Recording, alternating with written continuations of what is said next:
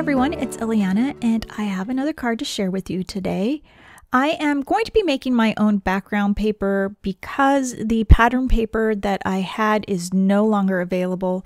The one that inspired my card was the Hello Happiness from Tailored Expression, but the colors, the pattern's not there anymore. So I used that as inspiration, and the primary colors in that set are Lollipop, Saltwater Taffy, Cookie Monster, and I forget what the other one was. It's a mint color, Mint Julep. And so those are the colors that are in the pattern paper. So I'm taking the corresponding inks and just flicking that onto the paper. Now I didn't have the Saltwater Taffy, so I ended up using the My Favorite Things Snow Cone Reinker. And there is no Mint Julep, but if you mix together Blue Raspberry and Spearmint, you get Mint Julep. I also did add some shimmer to it, and I'm going to set that aside to dry. And while I'm doing that, I'm going to use the Up, Up, and Away cutting plate. Now, I made the mistake of pulling the little stray pieces of the negative cut away. It's much easier if you leave it in. So just leave it in and then color the string. I wanted it to be like a light tan, kind of like how the string they use to tie things up. So what I'm doing now is I'm using the cardstock that I will use for my background, or at least to layer on my card. And I'm just punching out some of the middle to be used. I pulled out my paper punches. I'm not sure if you still have those, but I still have every single one of my paper punches. And I die cut the little balloons that come in the set with the Up, Up, and Away plate. And I'm just adhering that onto the panel. I'm just using some multi-matte medium, and I did cut out twice as many of the Lollipop just so that I could add some dimension to my card. And what I did was I glued the base down, and then I added another balloon on top of that with a foam square.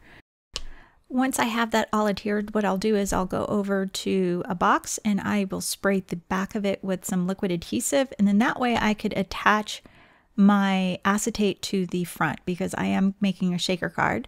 So the cover plate is a little bit smaller than an A2 card front, and so I had already trimmed the acetate down to A2 size, so I'm just going to wait for the spray adhesive to dry, and I'm just going to trim the edges down.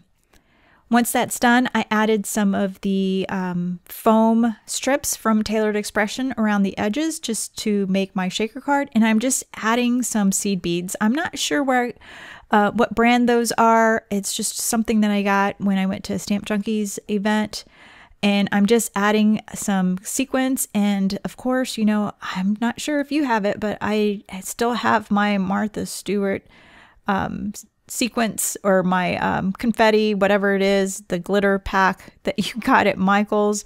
I still happen to have it, so I'm still going through it. So if you have it, go ahead and pull it out. You can use it on this card.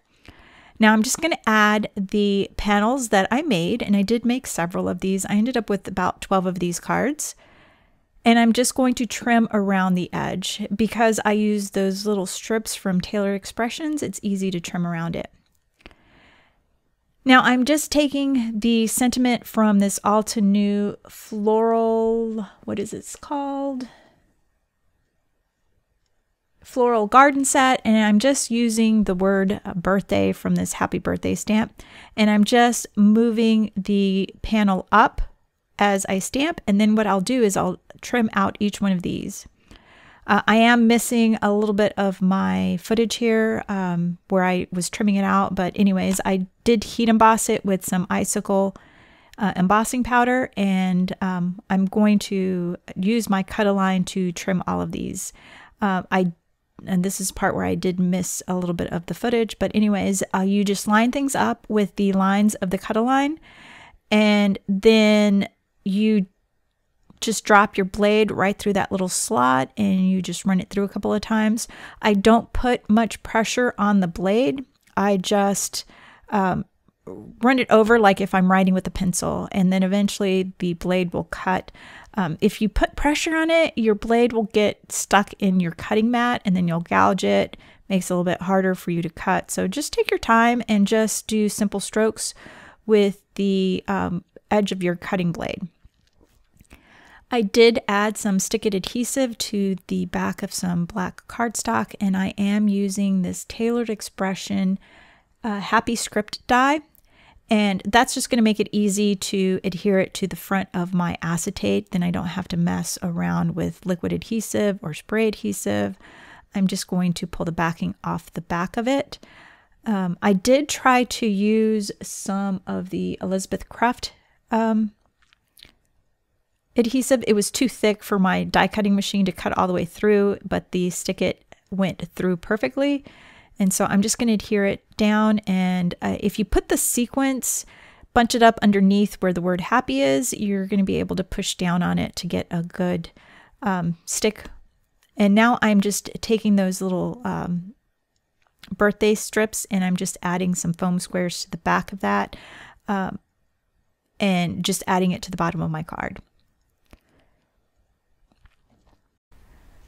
You will get to see a sneak peek of the new MISTI. We should have it sometime this summer.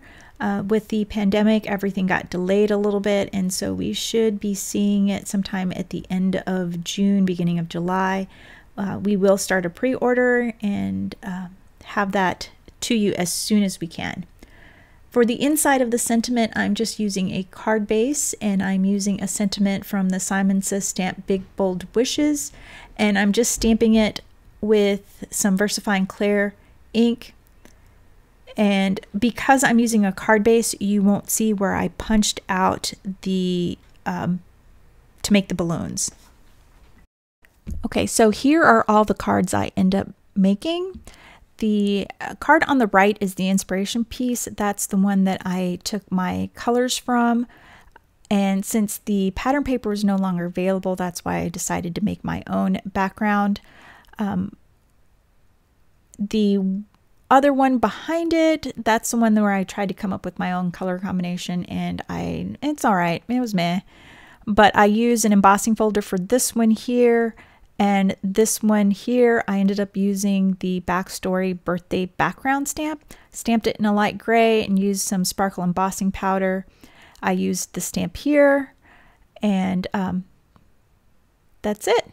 Thanks so much for watching. If you enjoyed this video, be sure to give it a thumbs up and don't forget to hit that subscribe button. Have a great day. Bye.